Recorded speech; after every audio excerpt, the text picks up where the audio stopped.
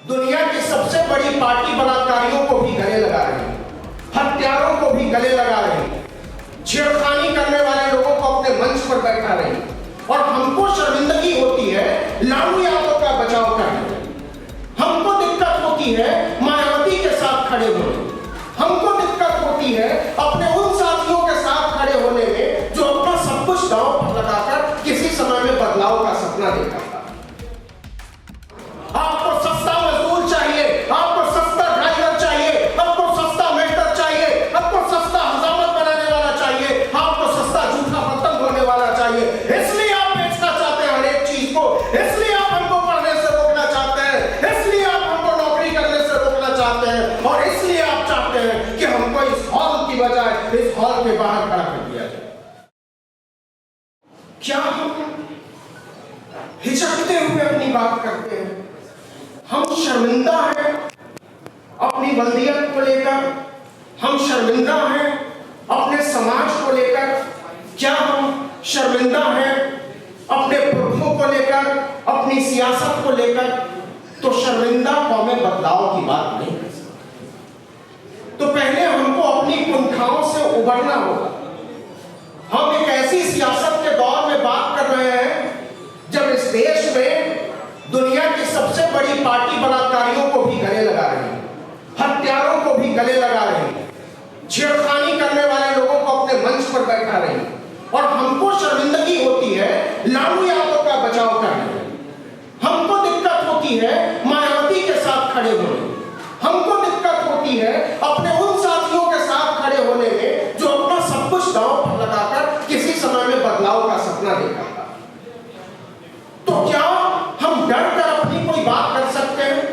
अभी 2 दिन पहले एक रिपोर्ट आई है और वो रिपोर्ट ये कहती है कि देश की तीसरी बेहतरीन यूनिवर्सिटी, बल्कि दूसरी बेहतरीन यूनिवर्सिटी जेएनयू के बाद जामिया मिलिया इस्लामिया का फंड 15% घटा दिया गया। अलीगढ़ मुस्लिम यूनिवर्सिटी का फंड 20% घटा दिया गया। रतनलाल बेहतर बता पाएंगे। लेकिन बीएचयू का फंड 5 साल में दुगना कर दिया जाता है। मुस्लिम लगा है, इस्लामिया लगा है, तो आप पहले उनको कर्व करो, और हिंदू केवल लगा हुआ है तो उनको आगे ले जाओ। साहब, आपको लगता होगा कि ये केवल फंड का मामला है। ये फंड का मामला नहीं है। ये जो जातीय जनगणना की बात कर रहे हैं ना, ये सीधे सीधे वहां से जुड़ता है, क्योंकि देश की सबसे बेहतरीन यूनिवर्सिटी में पढ़ने से आप इस देश के बहुजनों को रोकना चाहते हैं। आप इस देश की सबसे बेहतरीन नौकरी करने से इस देश के दलितों, पिछड़ों, आदिवासियों, पसमानदा मुसलमानों को रोकना चाहते हैं। आप नहीं चाहते हैं कि हम आपके बराबर की कुर्सी पर बैठकर आपसे बराबरी की बात करें। इसलिए इस देश के यूनिवर्सिटीज पर ताला लगाने की तैयारी है। मैं बार बार कहता हूं कि इस साजिश को समझने की जरूरत है। इस देश में सरकारी संस्थान, सरकारी बैंक, सरकारी यूनिवर्सिटी इसलिए नहीं नीलाम किए जा रहे हैं कि कोई बहुत बड़ा आर्थिक घाटा होने वाला है। नहीं साहब, इसलिए नीलाम किए जा रहे हैं कि इस देश के दलितों, पिछड़ों, बहुजनों, मुसलमानों को उसमें घुसने से रोकना है। आपको सस्ता मजदूर चाहिए, आपको सस्ता ड्राइवर चाहिए, आपको सस्ता मेटर चाहिए, आपको सस्ता हजामत बनाने वाला चाहिए, आपको सस्ता जूठा बर्तन धोने वाला चाहिए। इसलिए आप बेचना चाहते हैं हर एक चीज को, इसलिए आप हमको पढ़ने से रोकना चाहते हैं, इसलिए आप हमको नौकरी करने से रोकना चाहते हैं, और इसलिए आप चाहते हैं कि हमको इस हॉल की बजाय इस हॉल के बाहर खड़ा कर दिया जाए। हम खड़े होने को तैयार हैं, हम खड़े होने को तैयार नहीं है। इसलिए तैयार नहीं है कि हम आपकी साजिश को समझते हैं, इसलिए हम तैयार नहीं है कि हम जानते हैं कि आप हमको कहां ले जाना चाहते हैं।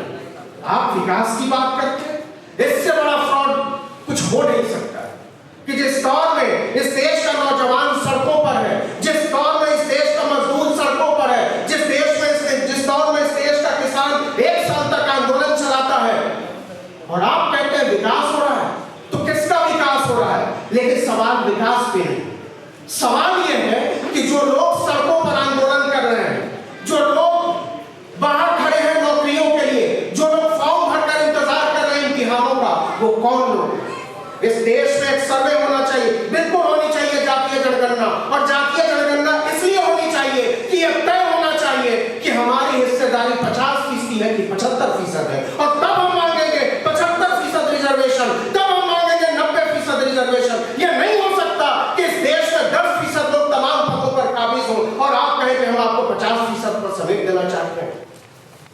तमाम सेंट्रल यूनिवर्सिटीज में पीएचडी का एडमिशन में जो धांधली हुई है, जिस तरीके का घपला हुआ है, जिस तरीके से मेरिट लिस्ट के नाम पर पिछड़ों को रोका गया है दाखिले से, इस कॉन्स्पिरेसी को समझा जाना चाहिए।